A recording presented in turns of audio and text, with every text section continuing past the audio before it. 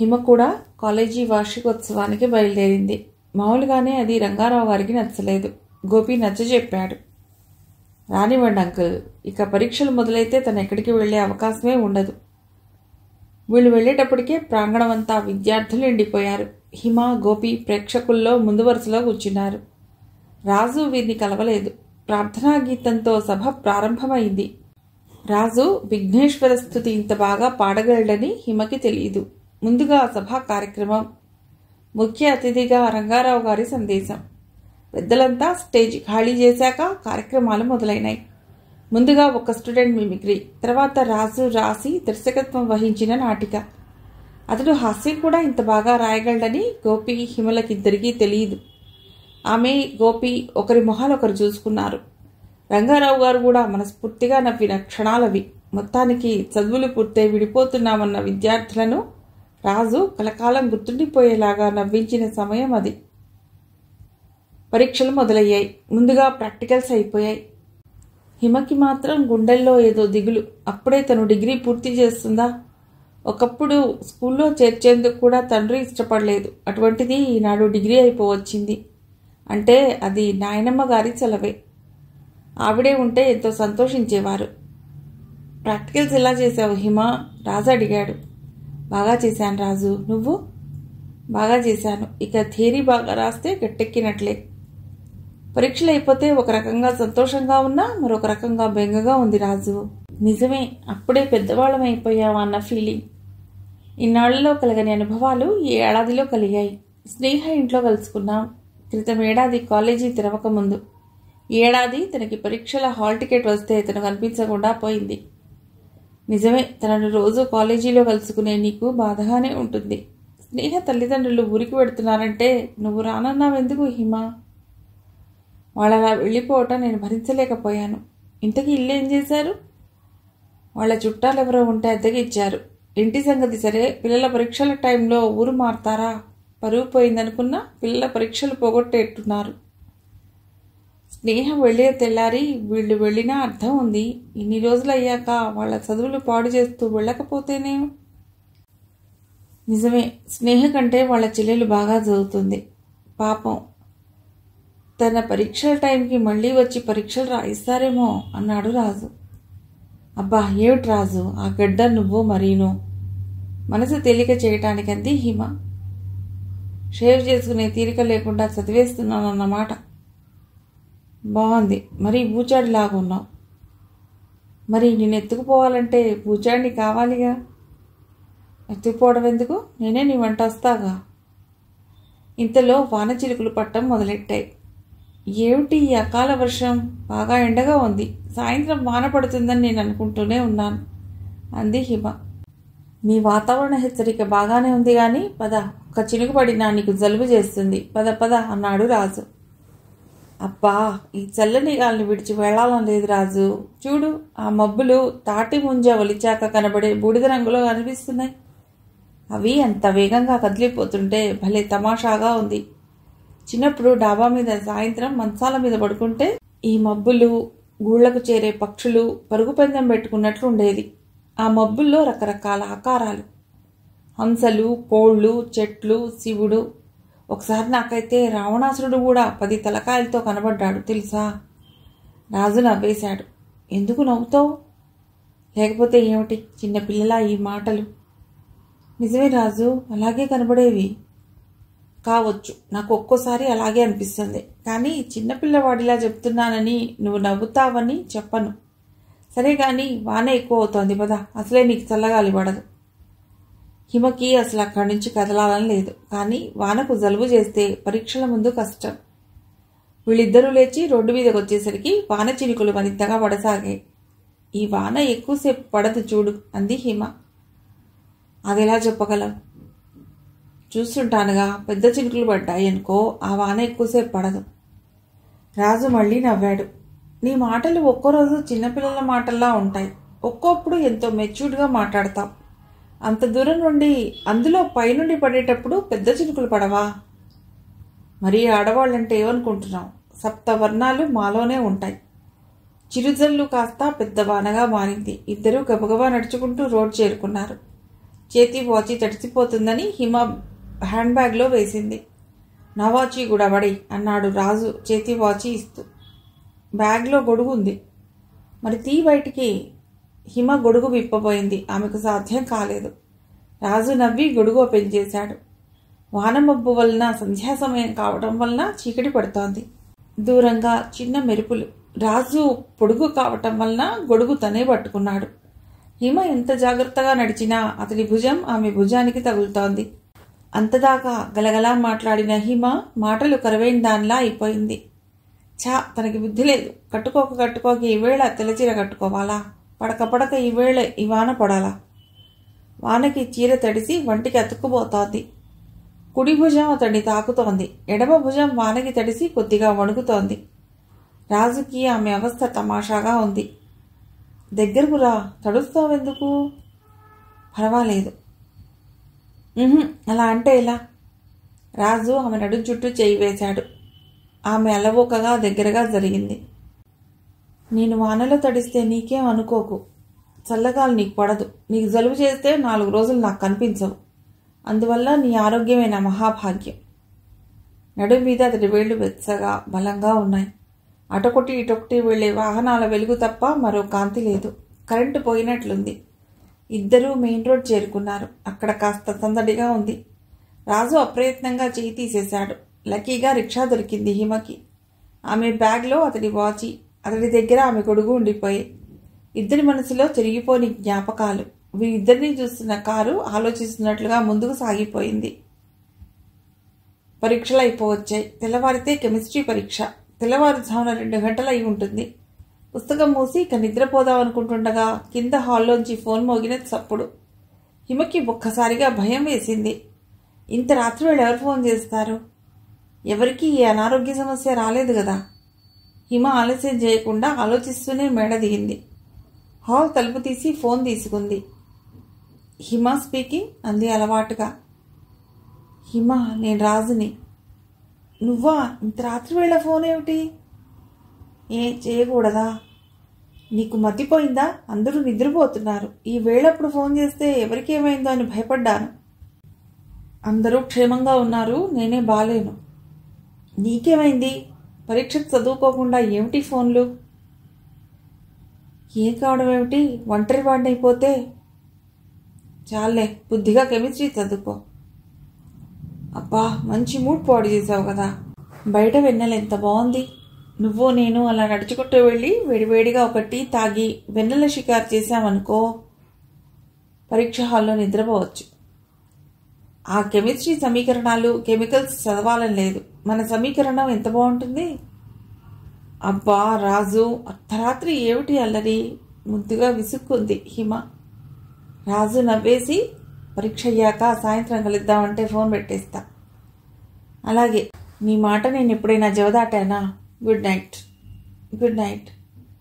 రంగారావు గారికి ఫోన్ మోగ్గానే మెళుకు వచ్చింది. ఇంతలో హిమ రావటం, ఫోన్ తీసుకోవటం, మాట్లాడటంతో తన గది గుమ్మం దగ్గరే ఆగిపోయారు. కానీ సంభాషణ కొంత వినబడింది.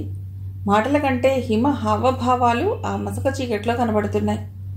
హిమ నవ్వుతూ మాట్లాడటం, నెమ్మదిగా మాట్లాడటంతో ఎవరు ఇంత రాత్రి ఫోన్ చేసింది? వాళ్లతో హిమ నవ్వుతూ మాట్లాడుతోంది. అంటే వాళ్ళెవరో హిమకి బాగా తెలిసిన వాళ్ళు, కావలసిన వాళ్ళు. ఖచ్చితంగా అవతలి మనిషి ఆడవాళ్ళు అయి ఉండరు.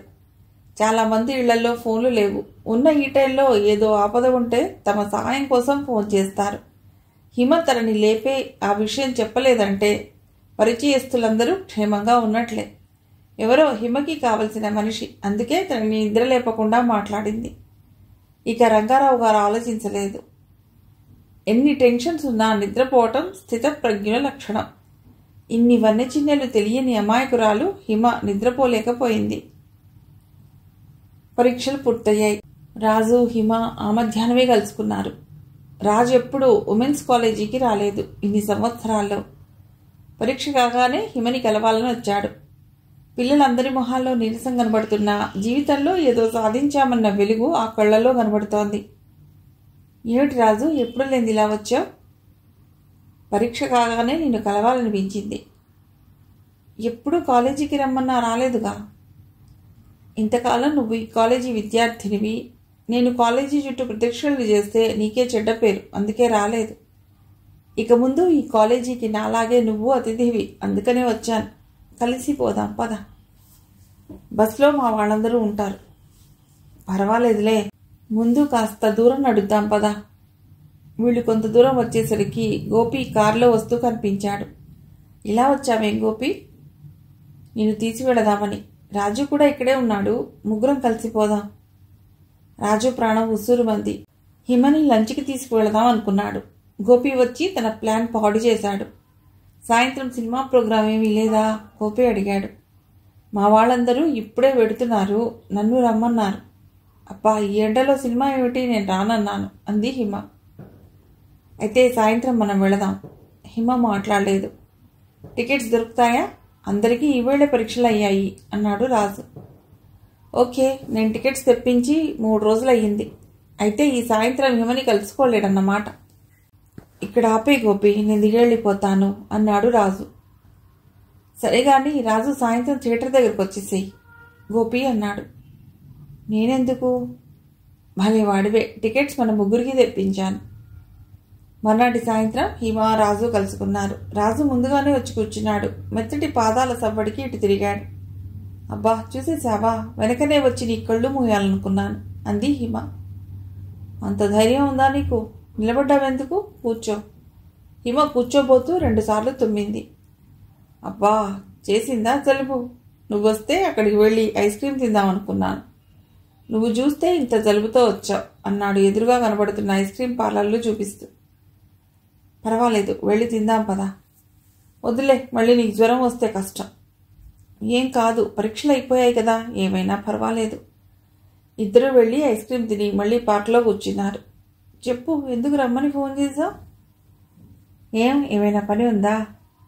లేదు, నిన్ననే కలిసా కదా అని. కలిసి సినిమా చూసిన మాట నిజమే కానీ గోపి ఎదురుగా ఏం మాట్లాడతాం?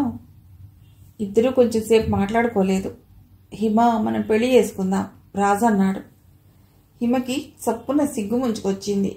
ఆమె బుగ్గల్లో రక్తం వడివడిగా ప్రవహించసాగింది. చేతివేళ్లు సన్నగా కంపిస్తున్నాయి. కళ్ళెత్తి అతడి వైపు చూడలేకపోతోంది.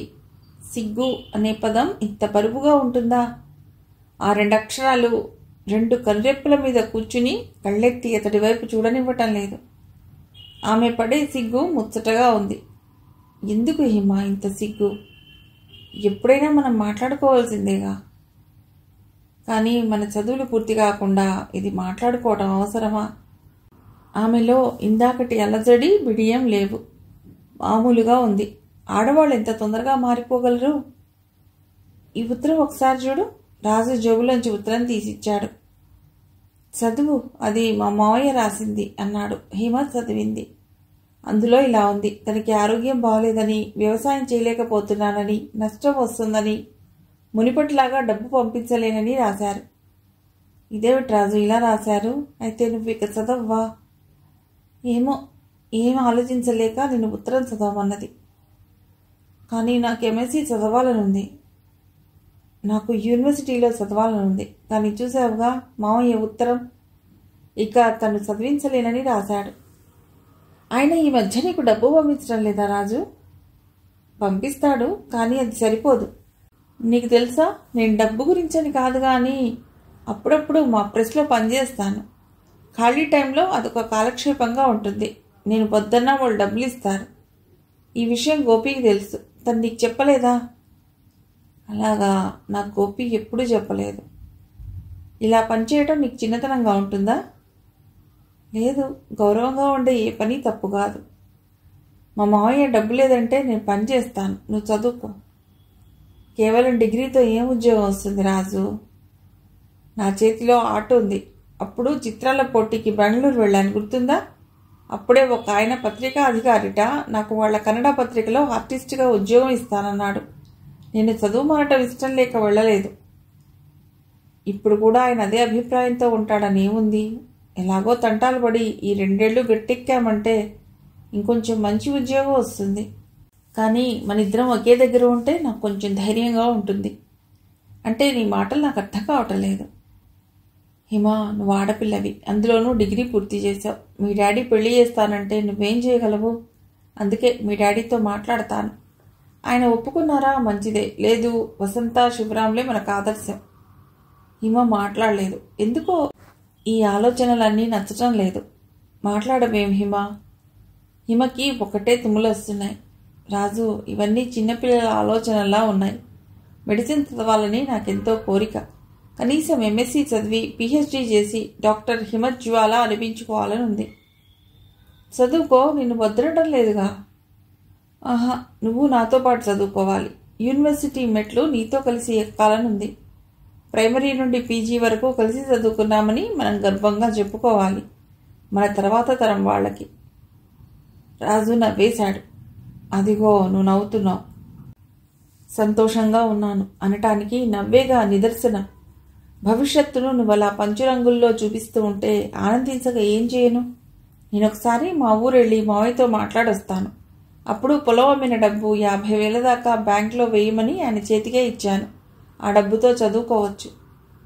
అది అలా అన్నావు, బాగుంది. నేను మా గోపి చేత డాడీకి చెప్పించి చదువుకోవాలి. ఆ రోజు మీ కాలేజీ డేకి వస్తానంటే డాడీ వద్దన్నారు. గోపియే నచ్చ చెప్పాడు. ఏమిటో, నాకు మావయ్య, నీకు మీ డాడీ బాగా దొరికారు. పోనీలే, గోపి మనకి పెద్ద మనిషి. కనీసం తనేనా మనని అర్థం చేసుకున్నాడు. హిమ నీరసంగా నవ్వింది. ఆమె కళ్ళు ఎర్రగా అయ్యాయి. కళ్ళ వెంట నీళ్లు గారుతున్నాయి. ఇంత జలుబుగా ఉంటే తలస్నానం ఎందుకు చేశావు హిమ? పరీక్షల్లో తలస్నానం చేయకూడదంటారుగా, అందుకే ఈరోజు చేశాను. పైగా డాబా మీద కూర్చుని చదువుకోవటం, వేడిగా ఉందని ఐస్ వాటర్ తాగటం అన్నీ పనిచేస్తున్నాయి. బాగుంది. వేసవికాలం మంచు కూడా పడనంత నాజుగ్గా ఉంటే ఎలా హిమ? మన భావి జీవితంలో నిన్నొక గాజు బొమ్మలాగా చూసుకోవాలేమో. హిమ నీరసంగా నవ్వింది. నన్ను మనిషిగా చూడు రాజు, చాలు. జీవితమంతా ప్రేమ కోసం, ఆదరణ కోసం ఎదురు చూడటంతోనే సరిపోయింది.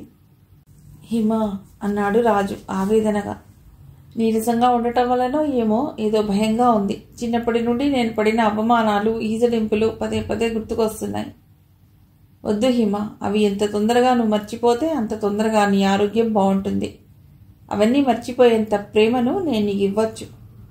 ఇవ్వలేకపోవచ్చు, కానీ నీ మనస్సు కష్టపెట్టే విధంగా మాత్రం ప్రవర్తించను.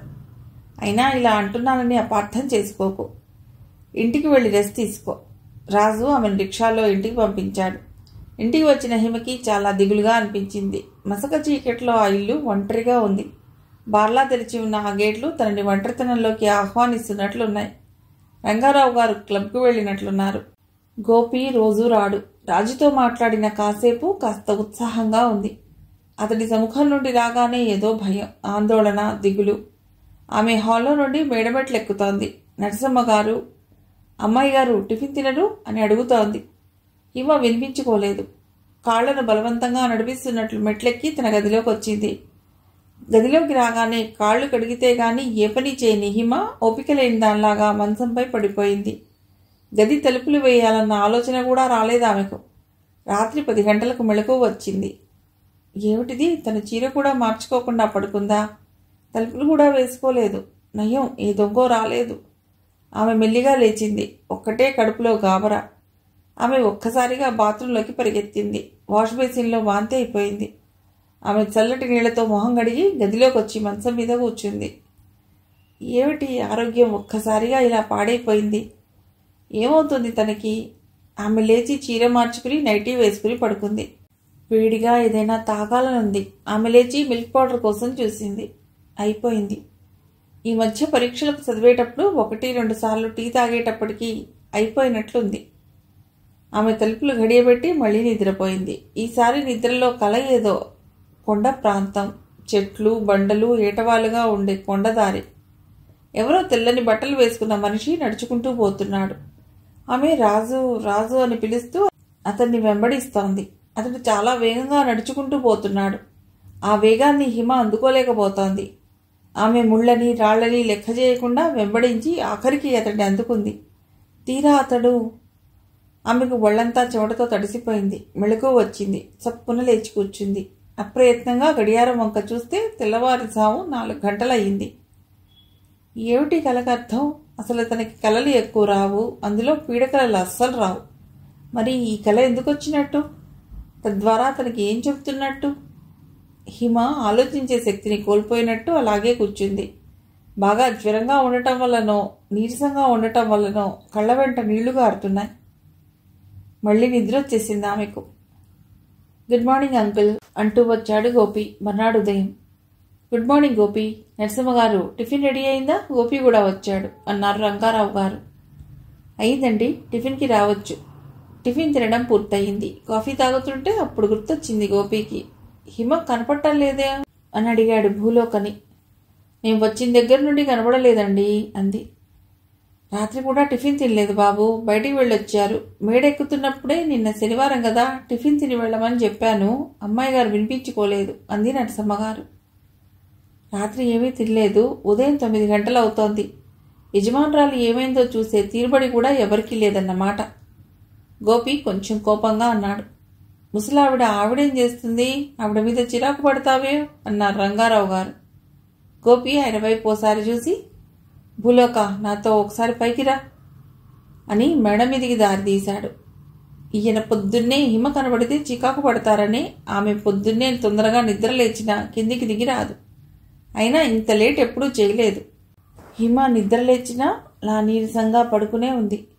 గోపి తలుపు కొట్టాడు. హిమ లేచి తలుపు తీసింది. ఏమైంది హిమ, అలా ఉన్నావే? జ్వరంగా ఉంది గోపి, అందుకే కిందికి రాలేకపోయాను. అలాగా, నువ్వు టిఫిన్కి రాలేదని అడిగితే అప్పుడు తెలిసింది నువ్వు ఇంకా లేవలేదని. భూలోక నువ్వు ఇక్కడే ఉండు, అమ్మాయి గారు మొహం కడుగుతారేమో, హెల్ప్ చేయి, నేను కిందికి వెళ్ళి కాఫీ తెస్తాను. మొహం కడగటం అయ్యింది గోపి, వేడిగా కాఫీ కావాలి. మీరుండండి గోపి గారు, నేను వెళ్ళి తెస్తాను. భూలోక కిందికి వెళ్ళిపోయింది. కాఫీ తాగాక హిమకి మళ్ళీ వాంతి అయిపోయింది. గోపికి కంగారు వచ్చింది. అతడి కిందికి వెళ్ళి ఫ్యామిలీ డాక్టర్కి ఫోన్ చేశాడు. అతడు 10 నిమిషాల్లో బయలుదేరుతానన్నారు. ఎవరికి ఫోన్ గోపి, ఎందుకు? రంగారావు గారు అడిగారు. మన డాక్టర్ రాఘవ గారికి. హిమకి చాలా జ్వరంగా ఉంది, తాగిన కాఫీ వాంతి అయిపోయింది. పర్వాలేదులే, వడదెబ్బ తగిలింటుంది.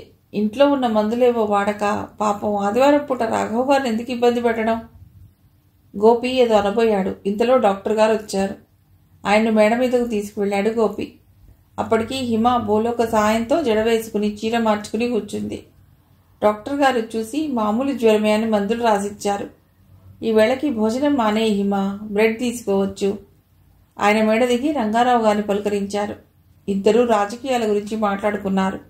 రంగారావు గారు కూతురి ఆరోగ్యం గురించి రాఘవ్ గారిని అడగలేదు. గోపి స్కూటర్పై షాప్కి వెళ్ళి బ్రెడ్ మందులు తెచ్చాడు. ఆ సాయంత్రానికి హిమకి జ్వరం కాస్త తగ్గింది. మొన్నాడు ఉదయం రాజు హిమకి ఫోన్ చేశాడు. ఎవరూ తీయలేదు. ఆ రోజు జ్వరం వచ్చిందని బాధపడుతూ వెళ్ళింది హిమ. నిన్న ఆదివారం, వాళ్ళ డాడీ ఇంట్లో ఉంటారని తను ఫోన్ చేయలేదు. పోనీ హిమైనా ఫోన్ చేయవచ్చు కదా. తన మాటకి కోపం వచ్చిందా? రాజుకి ఆ ఆలోచనతో ఏమీ తోచటం లేదు. అతడు 2-3 సార్లు ఫోన్ చేసినా ఇంట్లో పనివాళ్ళు రంగారావు గారు తీస్తున్నారు. రాజు ఇక చేసేదేమీ లేక లైబ్రరీలో కూర్చున్నాడు.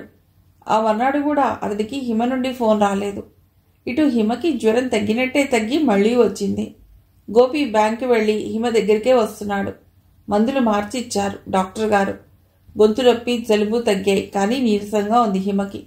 రాజుకి ఏం చేయాలో అర్థం కావటం లేదు. అతడికి గోపిని కలుసుకుంటే అనే ఆలోచన వచ్చింది. ఇక రాజు ఆలస్యం చేయలేదు. గోపి రూమ్ ఎక్కడో సరిగ్గా తెలియదు. ఒకసారి ఎప్పుడో అడ్రస్ చెప్పినట్టు గుర్తు. ఈ టైం అయితే గోపి బ్యాంకు నుండి రావచ్చు. రాజు కాస్త గోపి రూమ్ వెతుక్కుంటూ వెళ్లేసరికి అతడి రూమ్ తాళం వేసింది. రాజు నిరాశగా వెనక్కి మళ్లేసరికి గోపి స్కూటర్ మీద గేట్లోకి వస్తూ కనిపించాడు. అతన్ని చూడగానే రాజుకి ప్రాణం లేచి వచ్చినట్లయింది. ఇలా వచ్చావే రాజు, ఎప్పుడూ లేంది, మొదటిసారి నా రూమ్కి వచ్చావు, లోపలికి రా. గోపి, హిమ ఊళ్ళో లేదా? ఫోన్కి దొరకటం లేదు, తను ఫోన్ చేయటం లేదు. ఓ, నీకు తెలీదు కదూ, తనకి చాలా జ్వరంగా ఉంది. అలాగా, మొన్ననే బాగా జలుబుతో బాధపడింది. నువ్వైనా ఫోన్ చేయలేదేం గోపి? అయ్యో, నీకు తెలుసు అనుకున్నాను. రా లోపలికి, కాస్త కాఫీ తీసుకుపెడదువు. ఇప్పుడు నువ్వు వాళ్ళ ఇంటి నుండే వస్తున్నావా? పొద్దున్నే బ్యాంక్ వెళ్ళి వస్తున్నాను. 2 రోజులుగా అక్కడే ఉన్నాను. బట్టలు మార్చికెడదామని వచ్చాను. లక్కీగా నువ్వు కలిసావు.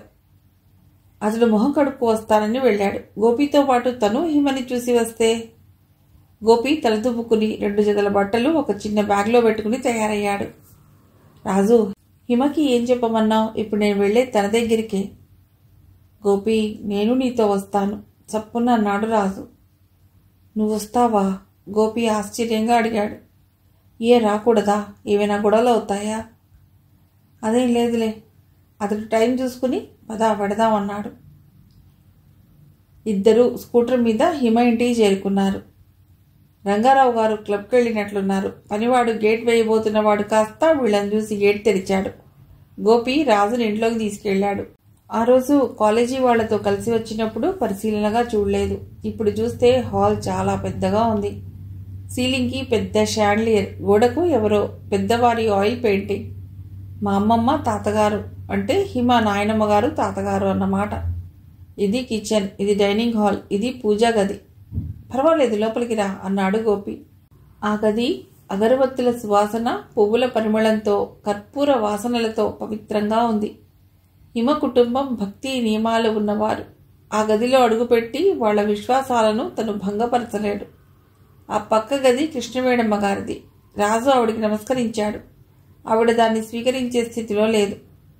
ఆ గది మావయ్యది, ఇది ఆఫీస్ రూమ్. నేను ఎప్పుడైనా రాత్రి ఉండిపోతే ఈ గదిలోనే పడుకుంటాను అన్నాడు గోపి. మరి ఈ గదిలో ఎక్కడా హిమ లేదేమిటి అడిగాడు రాజు. తన గది మేడ మీద ఉంది. నాకు మరి ఈ గదులన్నీ చూపించడం ఎందుకు? అదేమిటి అలా అంటావు? ఈ ఇంటికి కాబోయే అల్లుడివి, ఇల్లు చూడకపోతే ఎలా అన్నాడు గోపి నవ్వుతూ. రాజు మొహమాటంగా నవ్వాడు. ఇంద్రభవనం లాంటి ఈ ఇంటికి తను అల్లుడా? ఆ మాటే మంత్రంలా ఎంత బాగుంది. ఇద్దరూ మెట్ల మీదుగా హిమగదిలోకి వెళ్లారు.